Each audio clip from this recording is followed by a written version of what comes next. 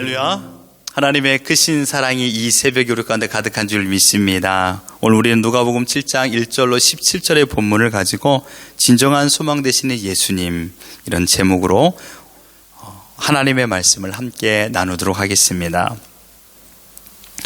오늘 본문은 두 가지 사건이 등장합니다. 1절부터 10절은 백부장의 믿음이고요. 일단 11절로 17절은 나인성 과부의 죽은 아들을 살리시는 장면입니다. 오늘 우리는 나인성 과부의 죽은 아들을 살리시는 장면을 함께 생각해 보길 바랍니다.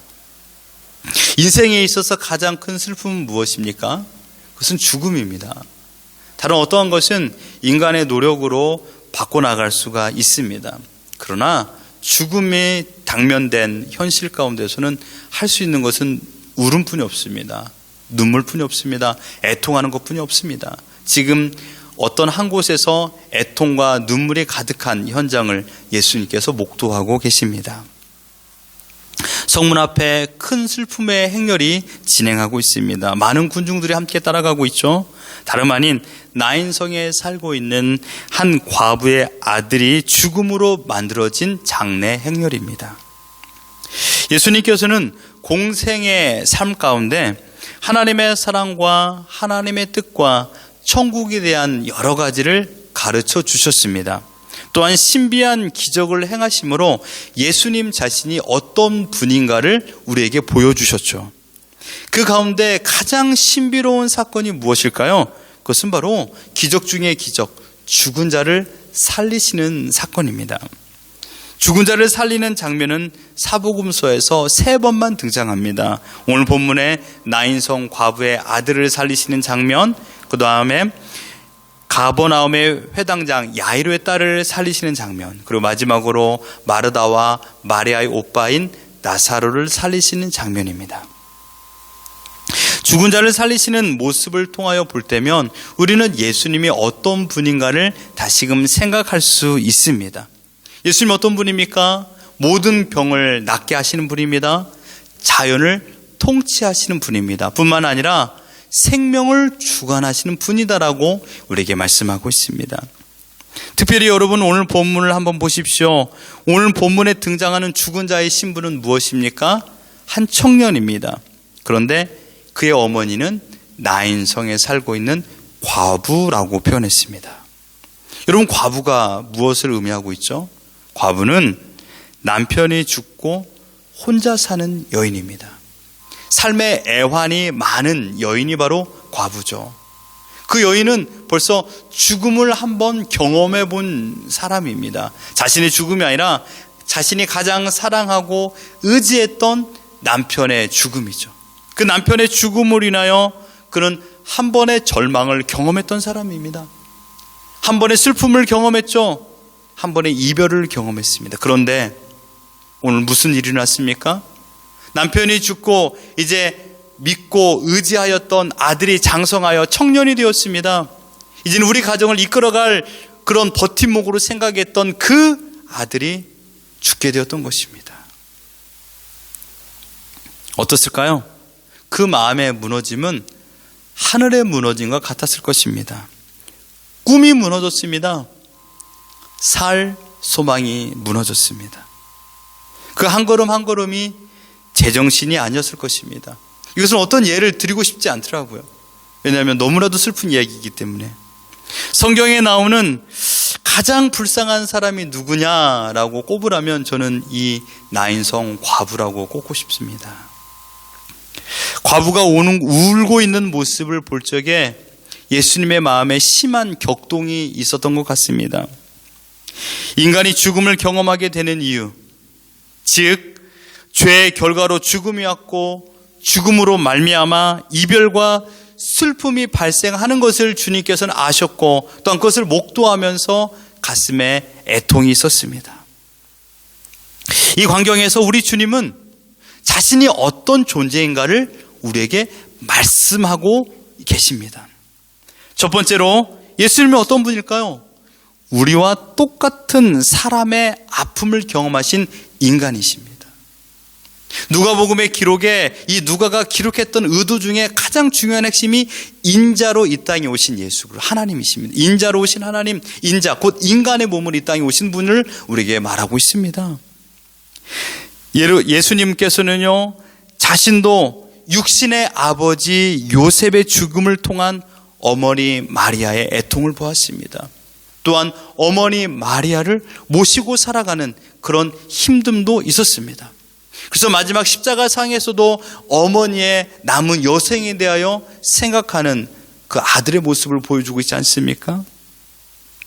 그 모습을 보면서 과부의 마음을 동감하며 슬픔을 느끼셨습니다. 인생에서 참 중요한 단어가 바로 동감입니다. 내가 너의 마음을 알아. 내가 너의 힘듦을 알아. 너의 애통을 알아. 너의 눈물을 알아. 만약에 예수님께서 우리의 기도와 우리의 애통과 우리의 슬픔을 모르시고 맨날 슬퍼만 하고 울고만 있을 때 그만 울어. 왜 울고 있어?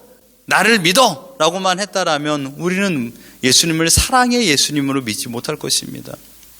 무서운 예수님이 되겠죠. 그러나 예수님은요, 그런 분이 아닙니다. 우리의 슬픔을 아시고 우리의 애통을 아시고 우리의 눈물을 아시고 우리가 무엇 때문에 근심하고 있는지를 아시는 분이십니다.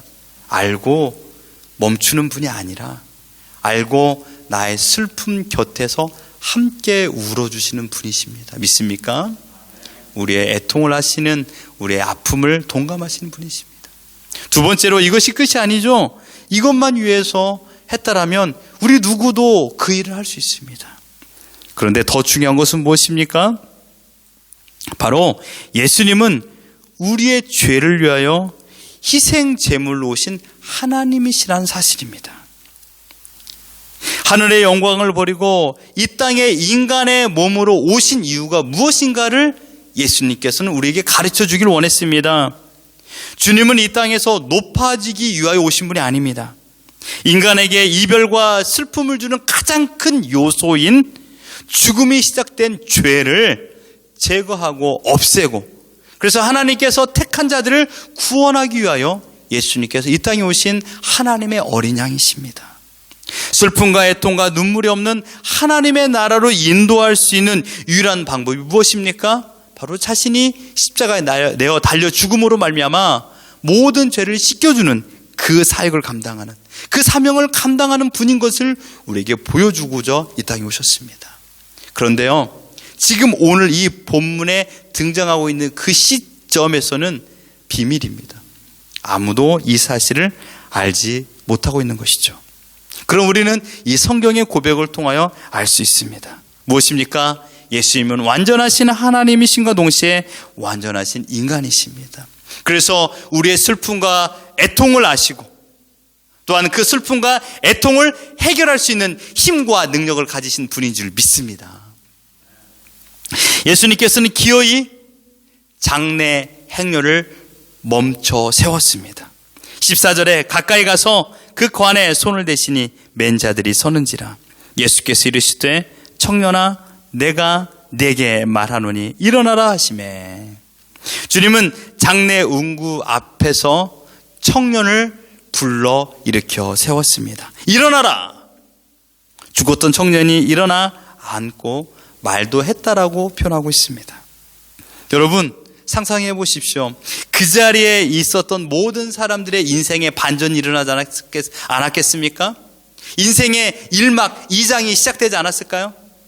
슬픔과 애통과 괴로움과 눈물이 가득한 그 행렬이 어떻게 되었을까요? 기쁨과 환희와 또한 감격으로 바뀌지 않았을까요?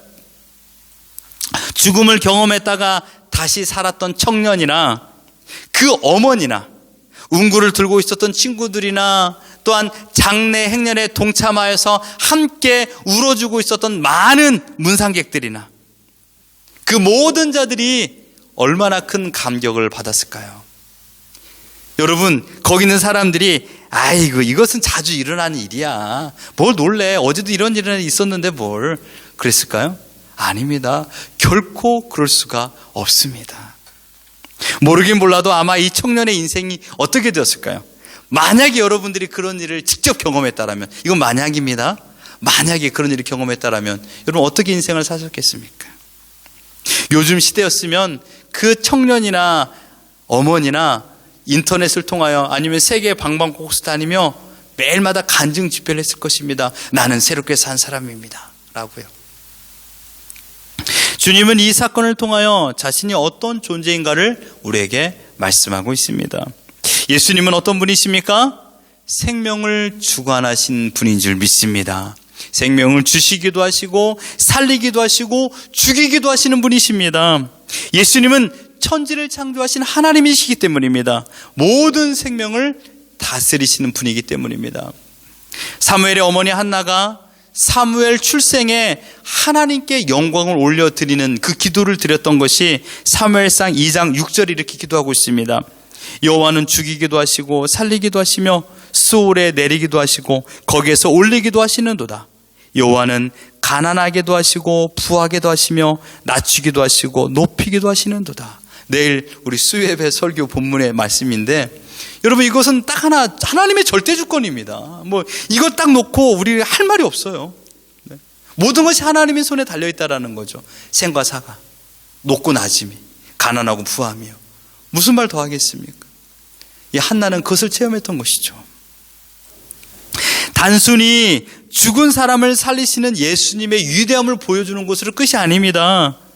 많은 사람에게 새로운 생명, 즉 우리도 포함되는 것이죠. 죄와 허물로 죽었던 우리를 살리신 분이 누구냐라고 우리에게 보여준 것입니다. 우리는 아직 육신의 죽음을 경험하지 않았습니다. 그러나 지난 과거 예수님과 상관없이 살았을 적에 우리는 허물과 죄로 죽었던 존재들이었습니다. 그러나 우리는 어떻게 되었죠? 예수 그리스도의 그 이름의 능력을 믿음으로 말미암아 그 믿었던 그 순간 우리는 새로운 사람으로, 새 사람으로, 이전 것은 변화되었을 때 새 것이 되었도다. 아멘?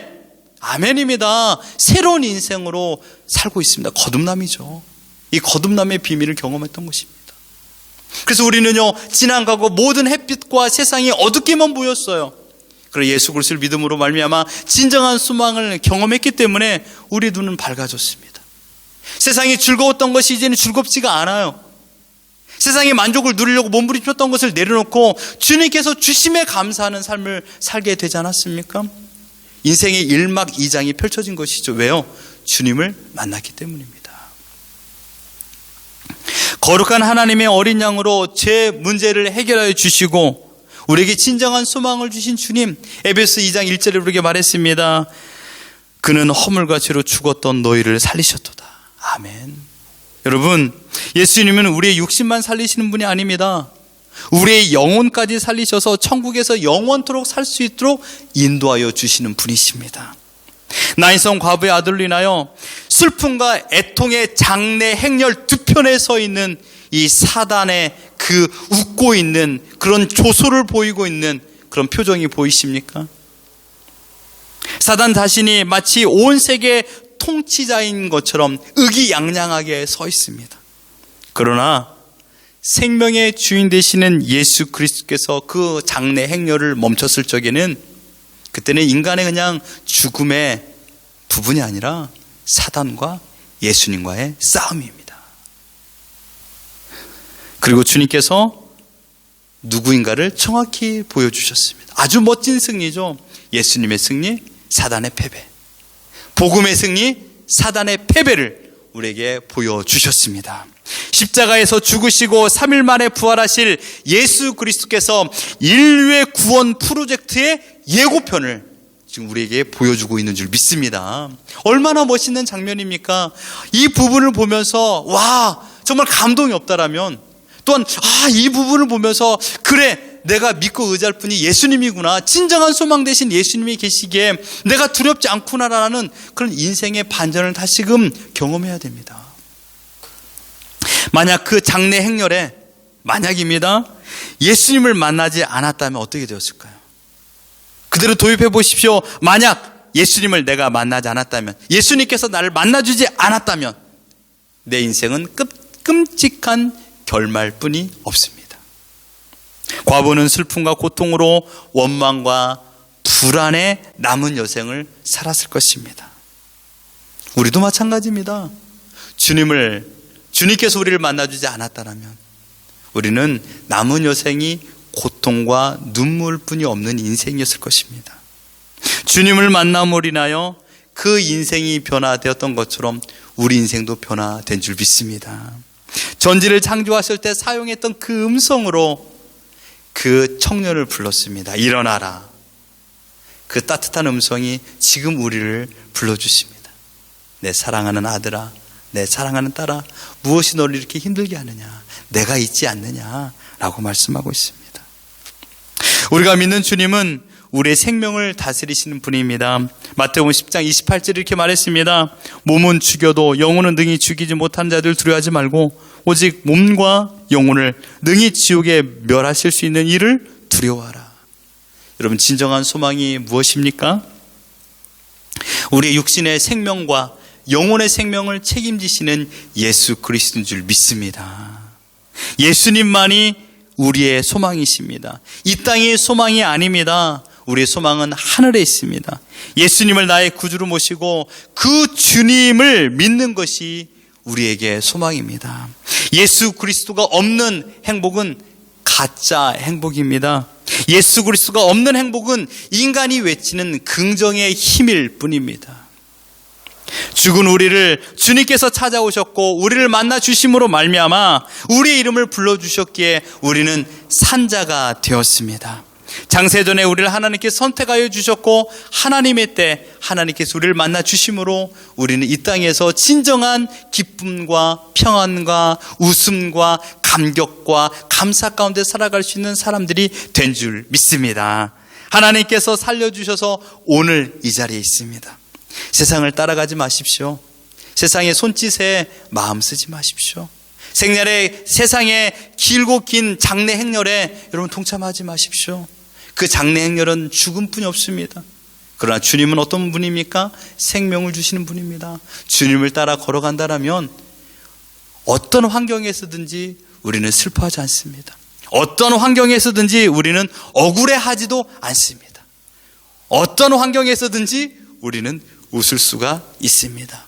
왜냐하면 주님이 우리의 진정한 소망이 되시기 때문입니다. 그 주님을 바라보고 주님을 의지하며 우리의 생명을 허락하여 주신 주님을 바라보며 오늘 기쁨으로 살아가는 우리 모두가 되기를 예수 그리스도 이름으로 축원합니다.